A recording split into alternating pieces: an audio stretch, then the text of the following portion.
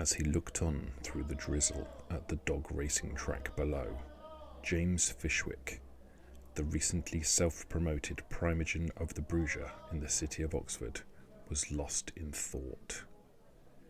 In the months since the incident, he had been plagued by memories alien to his own experience, a side effect of his stolen power. Tonight, he was revisiting a memory of that very evening for the 100th time, seeing through the eyes of his victim and hearing the rasping and mocking laughter each time it concluded. It started once more.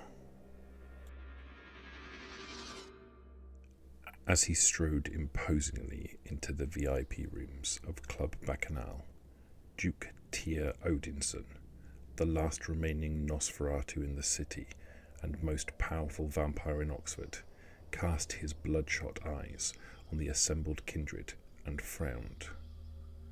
There were two obvious sides, squaring off against one another for a battle, but he had interrupted, and everything was still for a moment. The gangrel stood, coiled and ready to attack the Bruja arrayed around them, but all heads were now turned to face him.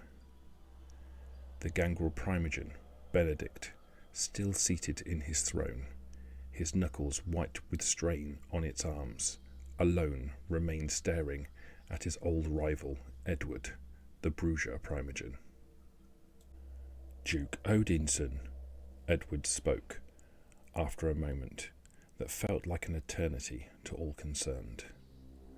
"I am so glad you have arrived. Clan Bruja was alerted to a plot to destroy the sheriff and..." A flash of motion, as a previously unseen toreador sped from its hiding place across the large room to behind one of the many columns. Tyr turned to track it and crush it, but in an instant one of the gangrel was upon his arm, and he felt the sting of a bite. Pandemonium erupted as Tyr crushed the gangrel's skull and threw its already decaying carcass to the ground. The other gangrel flew through the air, hot on the heels of their brethren. The loud report of a shotgun, and the sting of the impact, and the strong grip of the Bruja primogen on his neck. For a moment, it appeared that Tyr was overwhelmed in a mass of bodies and blows. Edward had clamped his hand on the Duke's throat, and seizing the opportunity presented by the distraction the gangrel had brought, confidently attempted to drain his once master.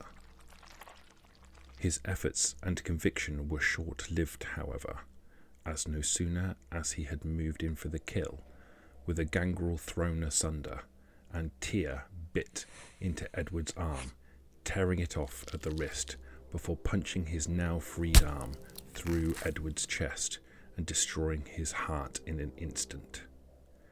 As a second blast issued from a shotgun across the room, the remaining Bruja, now freed from their shock and seeing their leader fall, flew into a frenzy and flashed into the fray, even as a second gangrel was rendered in two.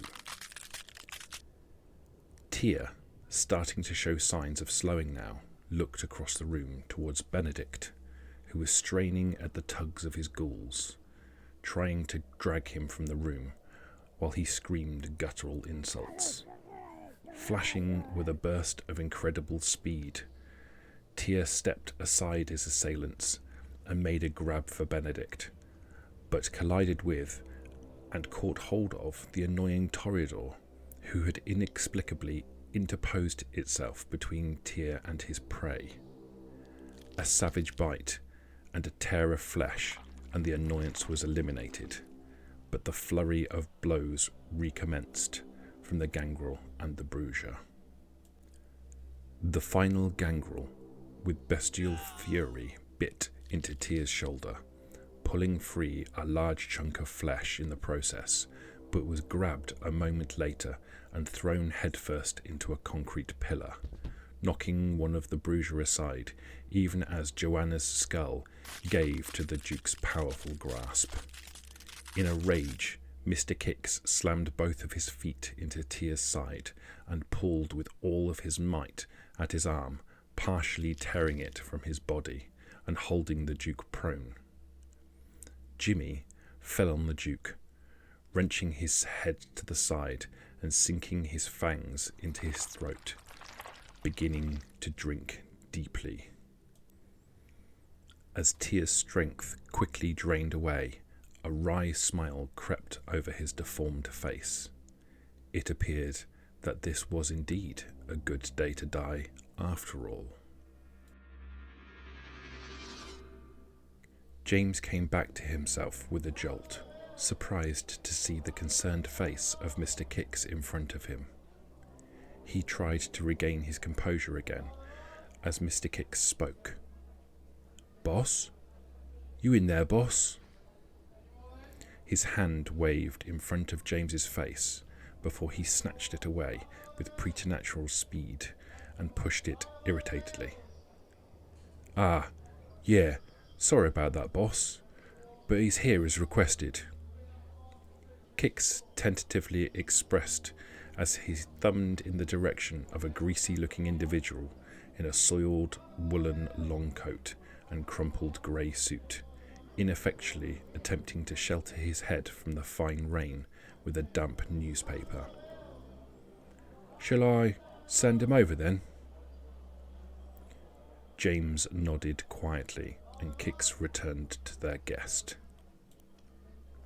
He watched them for a second as they spoke, hearing the man's expletive-laden Welsh accent as he became distracted by the loud caw and looked towards the roof of the nearby stand to see a large black bird staring intently at him. The mocking laughter returned to the back of James's distracted mind for a moment before the creature took to the wing and disappeared into the night.